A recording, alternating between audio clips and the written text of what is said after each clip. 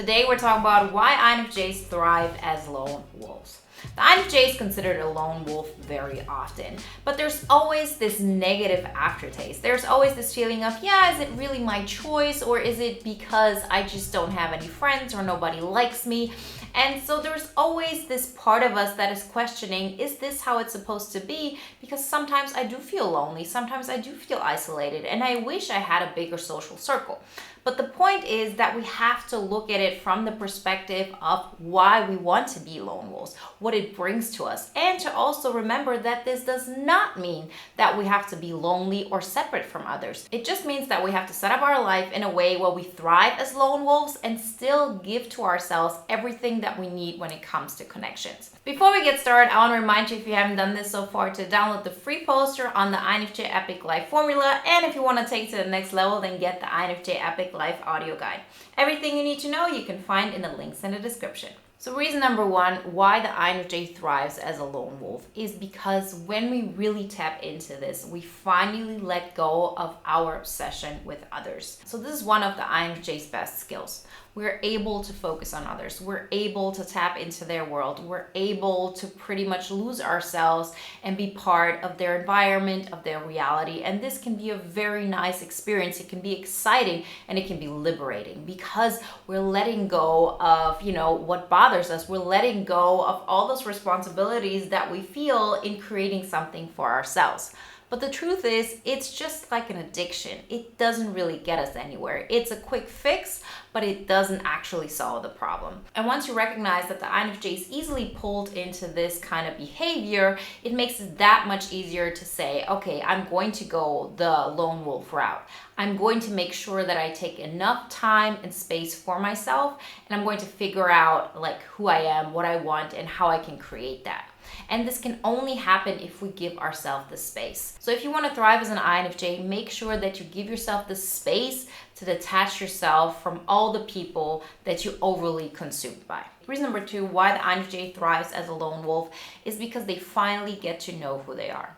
In order for an INFJ to recognize who they are and what they want, they have to have that space. Because only then you can say, okay, now I've created this blank slate. There's nothing here, no negative or positive emotion. It just kind of feels boring, and it's on me to create some excitement. I'm not going to go out and get it from, something externally happening, people making choices for me or for themselves, and me just attaching myself to them. Of course, this is more difficult. It sometimes may even feel that we're never going to get any excitement, but that's not the case. We just have to put a little bit more effort into it. And I promise you, once you start the process, it's going to get easier and easier because it really is an upward spiral. Once you understand, oh, this is the kind of music I like. This is how I want to dress. These are the things I want to do in my free time. This is the kind of job I want to do. I finally get excited about who I'm becoming. Then you really start thriving. Because the point is, you can do everything by the book. You can have the job that everybody expects you to have. You can even have a relationship because, nobody can say then, that person is still single after a long time. You can do all those things that will make you blend in, that will not make you stand out in a negative way. But these things aren't going to be the things that are going to make you happy because you don't even know yourself. As INFJs, we just have to be aware of this fact. It's not that we don't have a personality. We have an amazing personality. It's just that most of the time we're so consumed by what is going on around us and who needs us and so on, that all that we have and all that we are is just mixed in with everybody else's opinion, choices, preferences, and so on. If you give yourself the opportunity to spend more time with yourself, you're going to figure out what will make you proud of yourself, what will make you feel like, oh, you're an exciting person, you're somebody you would want to hang out. That's what we want to achieve because that's when you start thriving and that's when you get excited about taking on the next day. Reason number three, why the INFJ thrives as a lone wolf, because they're finally forced to get into the driver's seat. So this is not just about learning who we are and what we like, but we actually start taking control. So often it feels like life is happening outside of us. It's like we're this typical observer and we see people moving forward and there's some kind of movement in their life, something that's driving them, but nothing is driving us. The reason for this is because we haven't put ourselves in a situation where this is the only choice left. We always have those other possibilities, which are that we feel we're in drive mode because we experience all of these motions around of us. We can pick it up. But these aren't our emotions. These aren't our, energies. We have to tap into our own energy. And as INFJs, I know our last function is extroverted sensing. This is not the thing that is the easiest to us, but it's still something we can trigger. It's something that we can get started. And once you understand, my SE might not be the fastest. I'm probably never going to be a workaholic or somebody who's pushing through like a bulldozer. You understand that you don't have to be. But as long as you're giving somebody else the reign of your life, it's never going to lead you where you want it to go. So rather tap into your own energy, although it might seem slower than other people's energy, but therefore it's going into the direction that you want. And there's this one saying I learned recently that I think fits perfectly into this situation. And it's this: slow is smooth and smooth is fast. You as an INFJ, you don't have to do all the things. You just have to do the right things. So tap into your own personal power by giving yourself the space to be a lone wolf. Reason number 4 why the INFJ thrives as a lone wolf is because we can finally find the balance of the perfect relationship dynamics. So it isn't just about like how we communicate with people. It isn't just about like how many friends we have. So often we feel like we have to reciprocate with what kind of energy people put towards us. And you see that other people are totally fine having either close relationships with a lot of people or having interactions on a constant basis. And so often we feel guilty that we don't need that much of it. It actually makes us feel uncomfortable to say it out loud or to demand it. But once you give yourself the freedom and you say, let me see how long I can take. Let me see how long I'm going to still feel comfortable being by myself or with a really small amount of people. Once you give yourself the opportunity for that, you're going to recognize that, you would want some balance in your life. You'll want some relationships in your life, friends, coworkers, acquaintances, romantic relationships, whatever it may be, but you decide how much you need of it.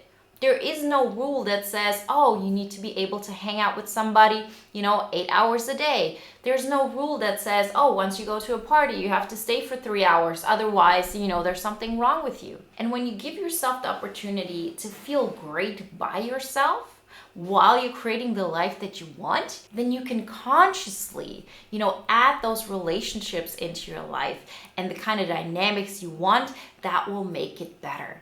So very often INFJs are looking for this one person. Like, it doesn't even have to be a romantic relationship. Sometimes it's a friend, or sometimes it's the best friend, or a family member. And we pretty much think we need to share so much with that person. And that puts a lot of pressure on other people. And you will have recognized by now that it's very difficult to find a person who you can share so much with. And so many INFJs get into this space of thinking, I can have no relationships, or I can have relationships where I just have to make too many compromises. But the truth is, what we want is a holistic life. We want to feel fulfilled in all areas of our life and go after the things that enrich our lives. And that also means that we allow relationships to add to our life in small ways. So you can have one friend who you share your joy for music with. Maybe that's a friend you always go to concerts with. Then you have another friend that you're ambitious with. You both are encouraging each other to go after a dream or, to work out. And with a third friend, that's the person you know since your childhood and you share a lot of nostalgia. That's totally fine. You don't need to have one person who you share everything with in order to say, now I have this deep connection. The deep connection that you're missing, that you feel you want to have, it's time that you have that connection with you, because then you really fill up your void with your energy. And then whoever comes to your life just adds to that life instead of being a person who can help you escape from yours. And reason number 5 why the INFJ thrives as a lone wolf is because they finally understand when they're being overstimulated. We as INFJs get overstimulated so easily. It might be from a lot of people, noise, circumstances. We need a lot of time for ourselves. But all our life, we've been taught that this is not right. And it's not that somebody came up to us and said, oh, the way you are is wrong. Maybe there have been people like this, but that's not our biggest problem. Our biggest problem is that we just see other people acting in a different way. It seems like no problem for them to stay in a circumstance for a longer time. It seems like no problem for them to hang out with people for a longer period of time. It is a problem to us, because we do get overstimulated this way. We don't necessarily get overstimulated by, social media or anything like this, because we can decide what kind of distance we have to that. There's always some kind of filter when it comes to things like this, but real life interactions with people, that can overstimulate us really, really quickly. And once you get comfortable being by yourself and being in this environment where it's totally okay to have a little bit more peace and quiet, you'll become that much more aware when something is overstimulating you. Before, it was an uncomfortable feeling that we never really questioned because it was something that we were so used to. Now, after the pandemic, a lot of people were faced with that. Like, be by yourself, figure it out. How do you feel in that scenario? And for us INFJs, that probably was a great time when it comes to, learning about ourselves and being that person that we want to be. Because yes, we say we as INFJs, we've always been lone wolves and we've always taken time out for ourselves. But I guarantee you, so many of us feel extremely guilty about it without even knowing it.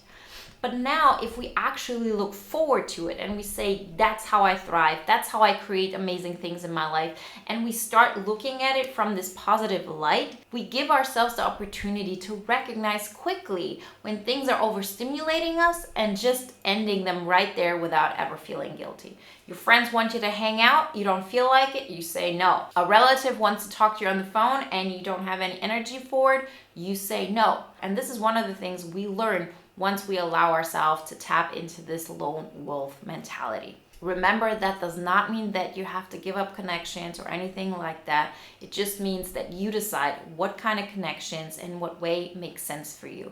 And don't look outside of this is acceptable behavior and this isn't. Remember, if you want some more guidelines into how to get that process started, how to create that life you always wanted as an INFJ, then check out the free poster on the INFJ Epic Life formula.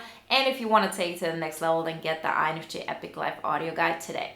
Everything you need to know you can find in the links in the description. And if you want to watch another video now that is in line with today's topic, then watch the video INFJ, the Real Alpha.